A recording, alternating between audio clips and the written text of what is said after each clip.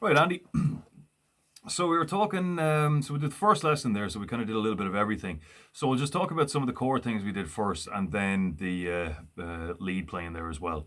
So first of all, you've already got your major chords and minors. So you've got A, C, D, E, and G major, and then for the minors we've got three: A minor, D minor, and E minor.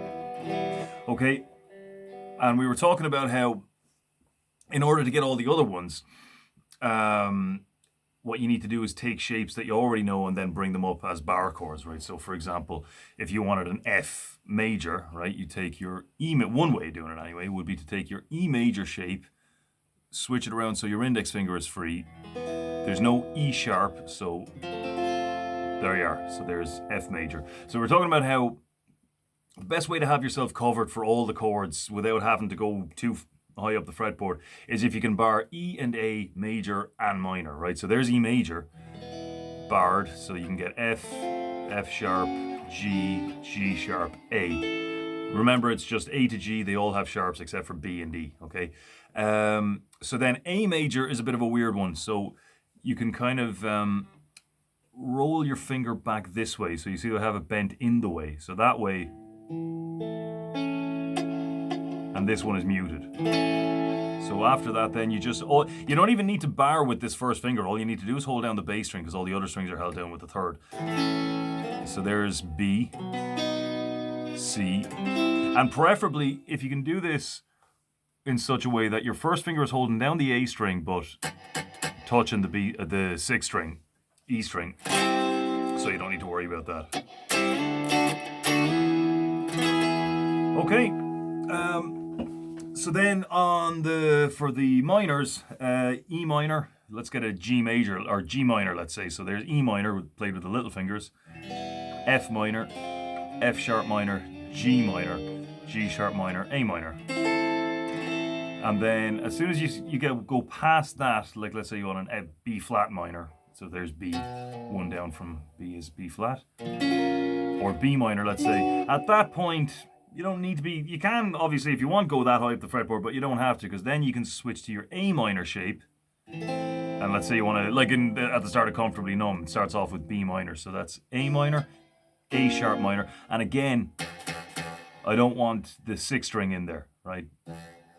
Just like because here's an A chord. I want to start that off with an A note, right? I don't want to start an A minor chord off with an E note. It's not too bad, but it's just it only adds mud to the chord. It's not needed there. So when you're doing A shaped bar chords, you only need the 5 strings. So there's B minor there, A sharp, B minor, C minor, C sharp minor, D minor, and so on. So that's every major and minor chord you could want in at least 2 different ways. Other than that, then we did a couple of little variations as well. We didn't really get time to talk about chords that aren't just major and minor. So, for example, just a couple of random examples here. We'll go into this in more depth later on. There's C major 7. Let's say maybe there's A minor. Third finger up, the middle one. There's A minor 7. E minor add 9. There's another one. So that's E minor with the third finger, second fret on the E string. So you're putting an F sharp into an E chord, right? So that's 1, 2, 3, 4, 5, 6, 7, 8, 9. So that's where it gets the name. So then onto the pentatonic. So you already know that shape and a little bit beyond it as well. So you've got your initial shape here. So this is in the key of A minor. Okay, if we're on the 5th fret like that, because what you're doing is you're doing the same thing as you do with bar chords. You're starting off with the open shape, in which case that's the E minor pentatonic, right? So if you're taking that up, let's say you've got something in the key of A minor, when you're not holding it at all, it's E, F minor, F sharp minor, G, G sharp, A. Now, and that's just how you find them. Now, what we were saying as well is if you're in a major key, there's just one extra step, right? So let's say we're in the key of A major. We already know the shape of the scale. So you do the first step is the same. Find A on the E string, okay? But now, instead of going up from that, like you would with a minor key, we go up to that. Same shape, it's the same scale. There's our A note that we're going up to from 3 frets below. And there's your A major pentatonic. Okay, which is the same as the F sharp minor pentatonic. More on that later. So then just, we did a couple of licks just to kind of get moving around that scale. So the first one was this. We'll do all of these. Yeah, we'll do the first 2 anyway in A minor. So we're starting all based on the 5th fret.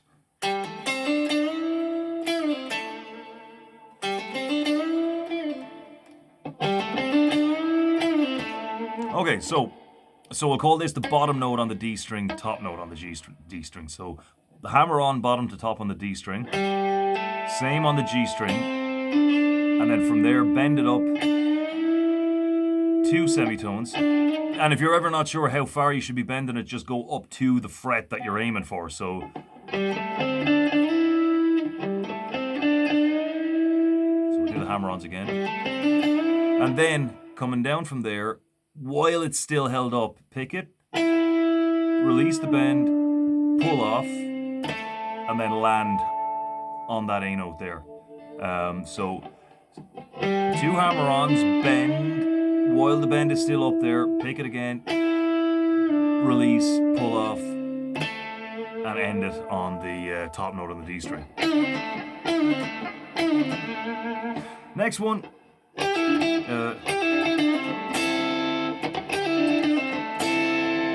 So we're starting off top note on the B string, and don't be afraid to use your little finger here as well. That's another thing. Don't get into the habit of avoiding using your little finger. So we're going to pull off top to bottom on the B string, top note coming up with the pleck on top note of the G string. There we go. Back down to the bottom note of the B string, back to the top note of the G string. First finger comes up for the pull off, land on the top note of the D string, and then bar the last with the first 3 strings here.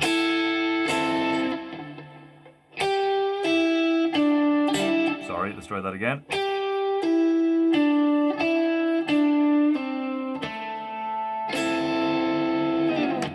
And then one more we did was the opening lick to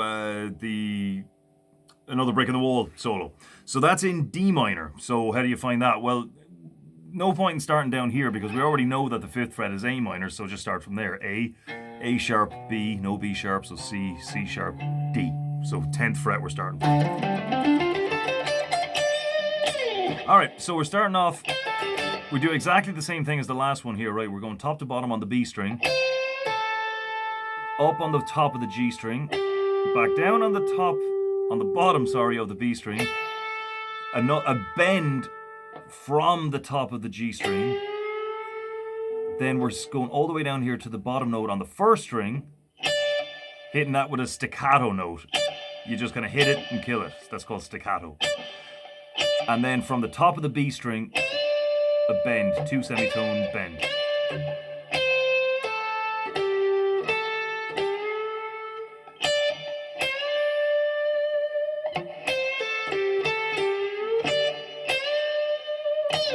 Okay, so, and you know, with the pentatonic, it's important to just kind of wander around it. You know what I mean? Just a slide here, bend,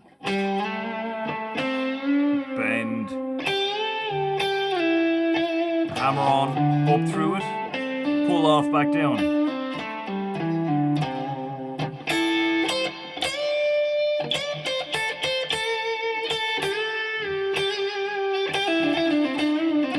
You know, just mosey about it, and eventually phrases will start to come together. You know, just use those 3 examples just to get you going. But yeah, and finding the right scale for the right key is just as easy as finding like an A minor chord using an E shape. So E, F, F sharp, G, G sharp, A. So same thing, pentatonic. It's E minor when it's down here. So E, F, F sharp, G, G sharp, A. There it is. All right, so plenty to be getting on with for the week. So any questions, give us a shout and we'll see you next time.